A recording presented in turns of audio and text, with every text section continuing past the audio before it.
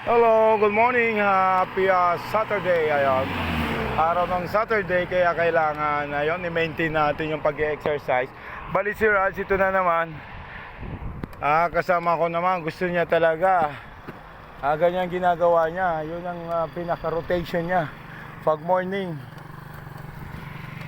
Then ito yung hello, good morning.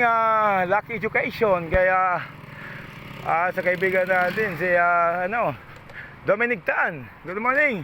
Share your blessings, sir. Dito, papunta pa lang kami ng Puro. Dahil kami doon. Nag-standby muna kami doon sa Zumba. Sa pangalan ni Ate Joy. Let's go, Raj! Bilis! Super dive! Go, go, go, go, go! Ayan si Raj. Masarap pa yung yung init kasi hindi pa gaanong mainit sa katawan. Mamaya nito I'm sure mga 9. Kaya guys, kung pupunta kayo dito, aga-agahan nyo kasi mas maganda yung madilim pa lang. Papunta na kayo dito.